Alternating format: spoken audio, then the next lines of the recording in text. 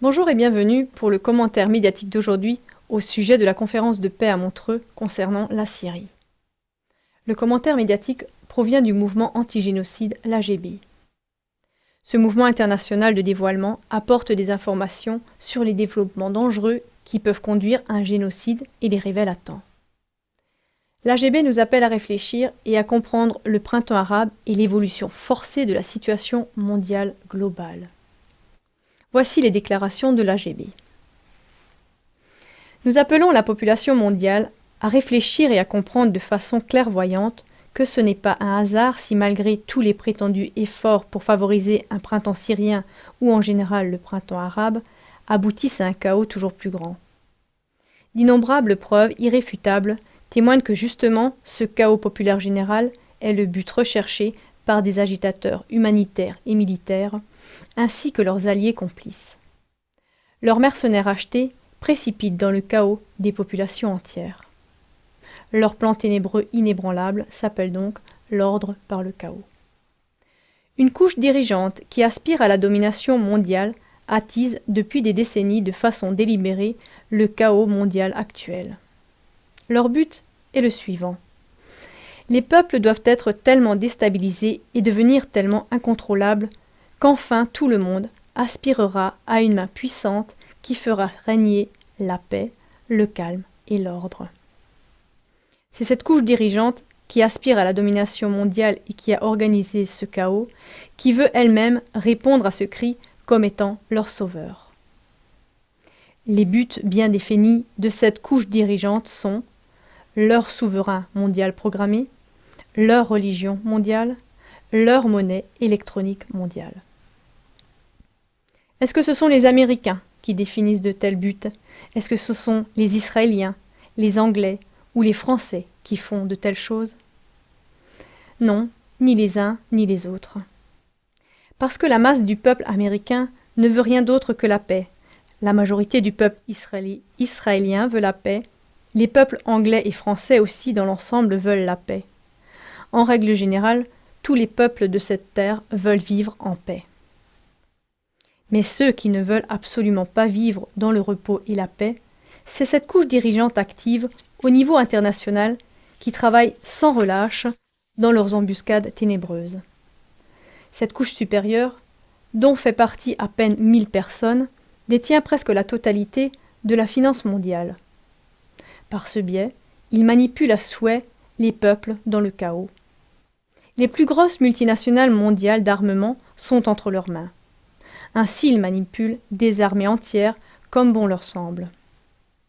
En plus de cela, toutes les plus grosses multinationales sont aussi entre leurs mains au niveau mondial. Les mass médias, les multinationales pharmaceutiques, alimentaires et pétrolières, etc. Même les politiciens de tous bords, les systèmes d'éducation et de justice sont tombés dans leur dépendance la plus totale.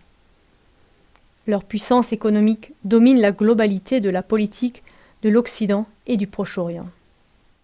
Cela a été prouvé une fois de plus lors du Forum économique mondial de Davos. Ceux qui ont pu déchiffrer à temps ce plan de domination mondiale étaient, en plus de l'Irak, de la Libye et de la Syrie, etc., l'Iran, la Russie et la Chine. Jamais ces dernières puissances ne se soumettront à ce nouvel ordre mondial fomenté par cette classe dirigeante conspiratrice. Même pas maintenant alors que celle-ci vient dans son habit de sauveur et propose une paix mondiale et la prospérité pour tous. Chers téléspectateurs, si ce point de vue de l'AGB est juste, alors il vous serait facile de pronostiquer précisément à quiconque n'est pas informé l'évolution future de la situation mondiale au niveau politique, économique ou religieux, parce qu'alors chaque effort pour un sauvetage économique, pour une paix religieuse ou mondiale, conduira seulement à un chaos toujours plus grand, jusqu'à ce qu'un appel mondial commun se fasse entendre pour que vienne un dirigeant mondial grand et fort. Mais les pays tels que la Chine, la Russie ou l'Iran, etc., qui ont discerné les agissements insidieux de cette classe dirigeante qui aspire à la domination mondiale, tous ces pays seront discrédités et calomniés de toutes les manières possibles et traînés dans la boue jusqu'à ce qu'une troisième guerre mondiale contre eux semble justifiée.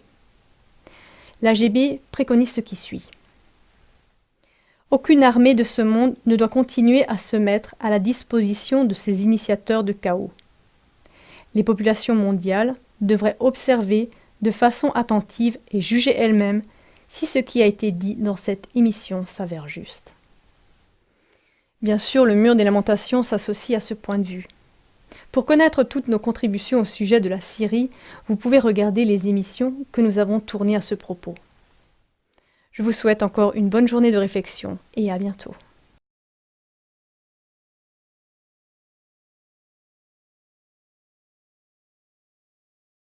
Bonjour chers téléspectateurs, voici de nouveau un commentaire médiatique.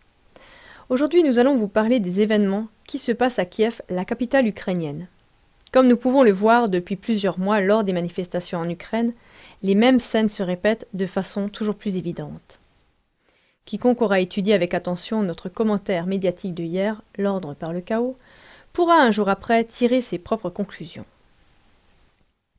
C'est un schéma de manifestation parfaitement identique qui traverse tous les pays dont les gouvernements ne s'inclinent pas devant le diktat du nouvel ordre mondial. Leur diktat s'appelle « Démocratisation et capitulation à tout prix sous le nouvel ordre mondial ». Ce nouveau prix comprend aussi, dans le cas de l'Ukraine, la soumission à l'Union européenne. Mais si, lors de ce processus de démocratisation obligatoire, un président élu légalement, tel que Yanukovych, rejette la fusion par contrat avec l'Union européenne, l'enfer se déchaîne. Alors en Ukraine, il se passera d'un jour à l'autre la même chose qui s'est passée auparavant en Tunisie, en Égypte, en Irak, en Libye, en Syrie, etc. Tandis qu'un nombre incalculable de témoins oculaires neutres et indépendants dans chacun de ces pays ont juré que chaque manifestation, sans exception, est orchestrée depuis l'étranger et que toutes sont attisées par toutes sortes de vandales payés, les médias principaux, à la botte des puissances occidentales, jurent fidèlement que, comme à l'image des printemps arabes, ces différentes manifestations sont le reflet d'une volonté de la majorité démocratique malheureusement opprimée. Voici comment cela se passe réellement. Ce sont des citoyens ukrainiens indépendants qui nous l'ont rapporté pour le mur des lamentations sur place à Kiev. Le mur des lamentations garde encore des témoignages concordants à travers le monde qui ont été aussi confirmés par le mouvement international anti-génocide dans notre émission de hier, l'ordre par le chaos. Dans toutes ces mesures de démocratisation à travers le monde, il s'agit en réalité non pas de démocratisation, mais bien plus d'un passage forcé où la mise en place obligatoire d'un nouvel ordre mondial se révèle d'ores et déjà être une dictature mondiale sans merci dans chaque manifestation fomentée et dans chaque nouvelle guerre. Dans cet agenda mondialiste, il est d'abord prévu d'imposer un mélange de populations continentales, comme c'est déjà le cas dans l'Union européenne, et cela avant même que soit imposée une soumission totale à un gouvernement mondial à l'échelle planétaire. Cela veut dire un dictateur mondial, avec une monnaie mondiale, une armée mondiale et finalement aussi une religion mondiale. Cependant que Dieu nous protège de celle-ci. Persévérez avec nous et faites connaître le mur des lamentations partout où vous le pouvez.